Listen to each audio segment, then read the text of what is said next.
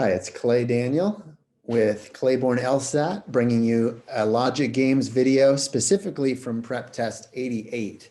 We're pushing out a lot of content, videos on YouTube and other places on how to set up logic games with a powerful method called the decision tree method that we're illustrating for you. I'm focusing in this set of videos on Prep Test 88 in particular. So I recommend that you go back and if you haven't already, watch the first video from Prep Test 88. We'll go now to the second game. So you need to have that in front of you out of respect for the copyright. Here we don't, I'm not going to be reading out the whole prompt and the rules to you. I'm not going to be posting them up here. So you need to have the second game from Prep Test 88 in front of you. Now, this is an absolutely fascinating game. Doesn't mean that it's terribly hard, but here's the reason it's fascinating. Let me talk to you a little about this as I draw out our 7 spaces for this sequencing game. Many, many years ago, decades ago, the LSAT used to have this habit of what are called circular games.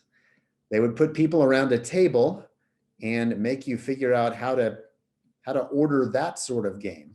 Quite a challenge, usually pretty difficult, but they disappeared for a long time. And I remember seeing in multiple kind of LSAT prep approaches and materials, people saying, you know, these have just disappeared, so we don't need to worry about this type of game. Well, I always kind of thought, yeah, but they bring things back frequently in a number of sections that haven't appeared in a while, especially in the game. So we can't know that for sure. And you know, we would always talk about circular games at least a little bit with my students. Lo and behold, not that long ago, Prep Test 88, here it is from 2019. There's a sequence of 7, but very subtly, they tell us in the middle of the paragraph, it's easy to overlook and miss and therefore foul yourself up for the entire game, that number 1 is next to number 7. So in other words, this is basically like a circular arrangement. 1 and 7 kind of wrap around so they're next to each other. So forgive my not great looking line, but all you really need to do is just add an extra line connecting 1 and 7 to remind yourself that when you're thinking about adjacency, elements next to each other on this logic game, you have to be thinking about 1 and 7 as adjacent. It doesn't turn out to make this game that hard, but it's fascinating that it reappeared. All right, so with that out of the way, we can look to the rules. You know, you'd put your players out, your elements, and we focus on the rules in the decision tree process and in trying to find especially the kind of rules that will really limit the action right away. And there's nothing better than a block, and we have one in this case. The helmet is next to the mask. H and M are next to each other. So we're going to figure out what that can look like. But in order to do that, we need to think about what we call a star player concept. A star player is an element that is listed in more than one rule.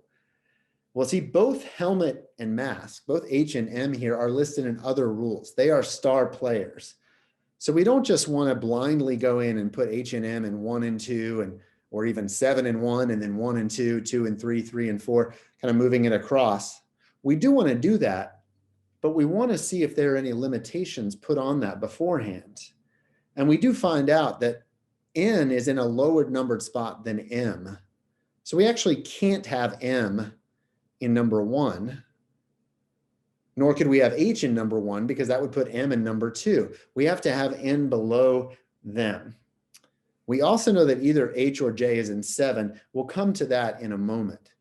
But that helps us realize, using that star player concept, that H and M next to each other could only start as early as 2 and 3, if we're thinking about where on the left they could begin. We don't know which order they're in, but they could start there, forcing N to be in number 1 so it can be in a lower number than M. M as in mother.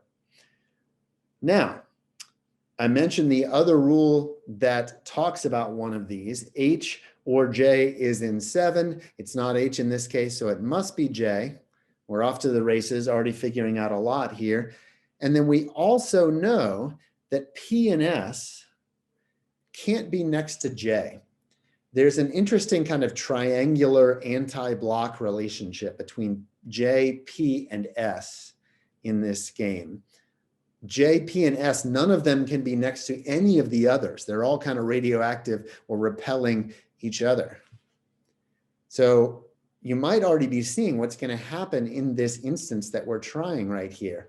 We'd like to try to get P and S in, but we can't have them next to each other. So they'd have to go 4 and 6.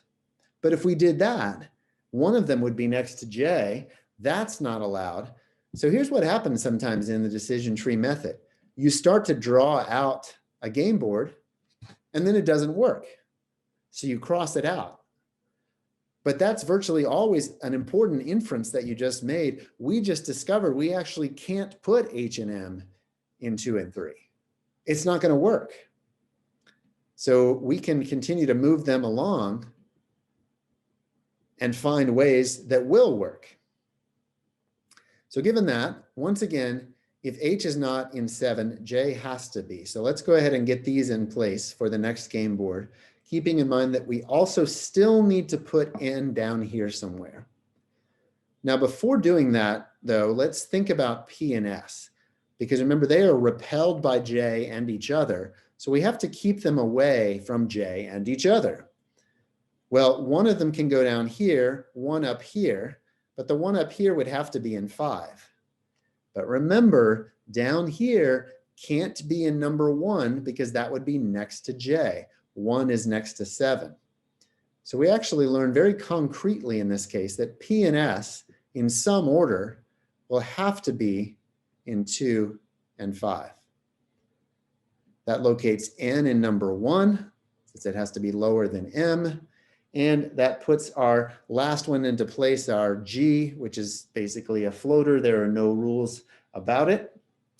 It falls into place, and we have a viable game board. Indeed, the only viable game board with H and M in this position, 3 and 4. So we move on. We say, all right, let's move H and M up. The same thing keeps happening. Another advantage of drawing out the possibilities is that you're forcing yourself to see these patterns and these repeated ideas. J keeps ending up being in 7 because H isn't there.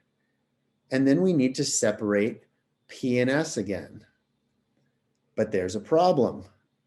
We can't put it right there. If we put P and S in 1 and 3, that's not going to work, because they're separated from each other, but one of them in number 1 is next to J in number 7. So we have yet another example placement for H and M that doesn't work. Inferences galore here. We're figuring out a ton of stuff by actually trying the possibilities. Let's keep going. Let's try H and M in 5 and 6, once again, forcing J into 7. That's going to be okay, because we can go 2 and 4 for P and S. That keeps them away from each other, but also away from J.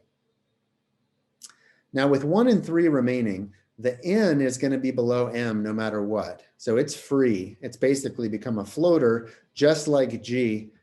Either one could go in 1 versus 3. So that's also a handle, and that's viable game board number 2.